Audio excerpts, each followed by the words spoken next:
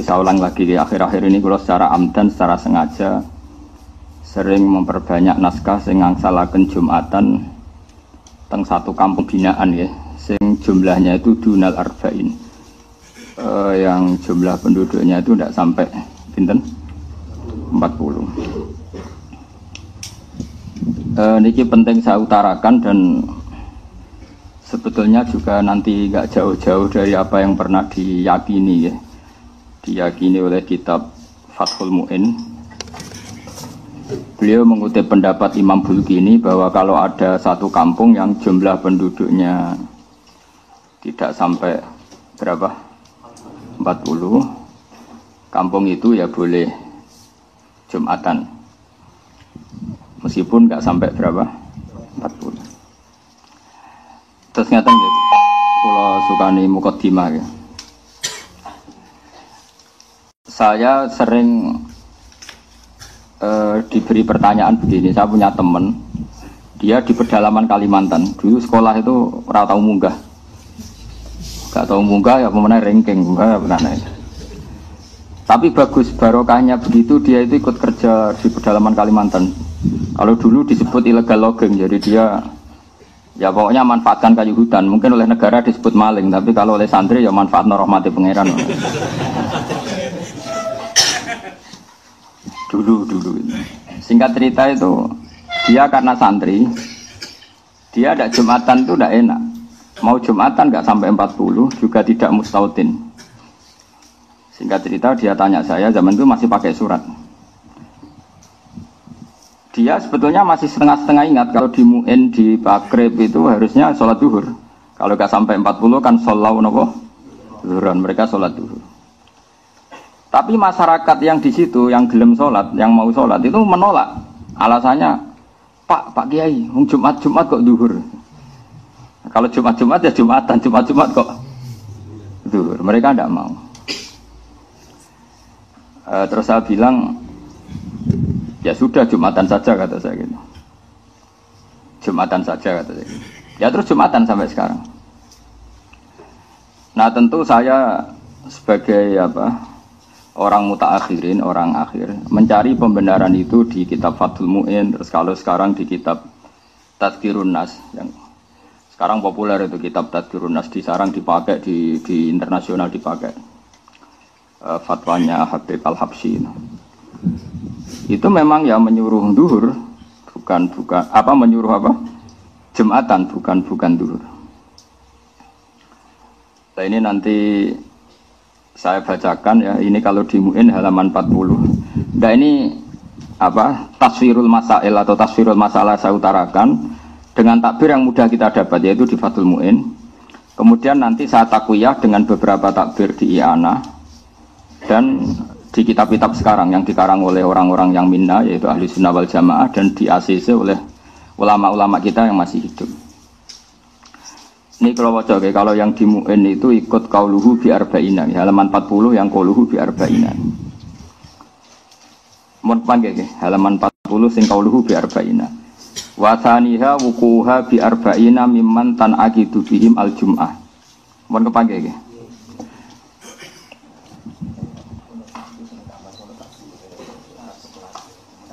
Takok nggih. Ini kiai tak kongkon kalah tuh. Kalau wajah ya. Jadi mulai sekarang nanti mengkaji babul Jum'ah karena ada banyak masalah. Syarat sahnya Jum'ah adalah wuqu'uha bi arba'ina, tumibane Jum'ah bi arba'ina kelan wong 40 mimman tan aqidu bihim al Jum'ah. Mimman sanging wong tan aqidu kang dadi sah bihim kelawan man sing jumlah arba'in wa al Jum'ah tu Jum'ah walau mardo senajan to orang-orang sakit. Maksudnya goyah walau mardo gini dalam logika fikih. Jumatan itu disahkan oleh orang yang wajib apa disahkan oleh orang yang enggak wajib? Enggak, yang rada eling-eling tau ngaji, santri pedotan lah pokoknya rada eling. Yang bisa mengesahkan Jumatan itu yang wajib Jumatan apa yang sunnah Jumatan? Nah, itu kriminalis sampean ngaji rahatam itu kasus. Karena sekarang orang sakit itu wajib Jumatan enggak? Enggak, makanya di sini disebut walau mardo jadi goyah walau Mardo. Meskipun orang 40 itu semuanya sakit, yang harusnya berstatus tidak wajib Jumatan. Ya malah deh.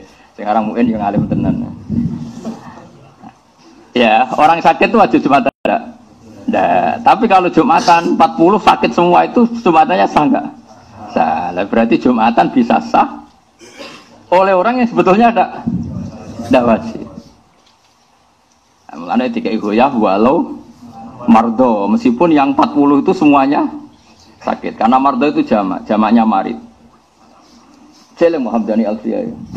Fa'la liwasfin ka qatilin wa zamin. Jadi maridin mardo, qatilin qatla, zaminin zamna. Fa'la itu alimaan sayakunu minkum napa? Mardo. Mardo itu maknanya orang-orang yang sakit. Saya itu bawa amplop itu udah amplop uang ini, amplop takbir. Nah takbirnya itu agak aneh. Mana belum cukup ambil. Yo, belum cukup kayak orang alim waktu itu. Roy duit gini us, parah, makanya. Sudah saya ulang lagi ya. Di bab Jumat itu ada beberapa hukum yang unik ya. Saya ulang lagi ya. Jumatan itu bisa sah, itu normalnya kan orang yang bisa mengesahkan apa? Jumat. Tapi di sini dikatakan walau mardo, meskipun mereka orang sakit. Padahal dalam status hukumnya orang sakit itu ada wajib apa? Jumatan. Suaminhum lan iku setengah saking al-arbaun al-imamu te imam. Nah, sekarang misalnya gini, walau kanu umpama ana sapa ahlul jum'ah iku arba'ina 40 fakot, pas 40. Wa fihi lan khali iku ing dalam arba'in umiyun te wong umi wahidun kang siji awak aksaru to akeh. Qasara kang pepeko taksir lho. Qasara kang pepeko sapa umi fi ta'allumi ing dalam belajar lam tasihha mongko rasa apa jum'atuhum Jumatane arba'in mergo libut lani salatihi krana batale salate umi sing qasara fi ta'lim. Berarti dihitung fayang kusuna mongko dianggep kurang sapa al arba'un. Jadi kalau orang 40 pas, kok salah satu itu batal, balik batalnya karena ngentut, atau diantara mereka ada umi yang nggak mau belajar Quran, kemudian bacanya itu salah, dan dia ketika salah punya kesempatan belajar tapi tidak mau apa? Belajar namanya qasara apa? Fit ta'allum, dia pepeko ya. Pepeko itu disalahkan syariat, maka itu juga nggak sah.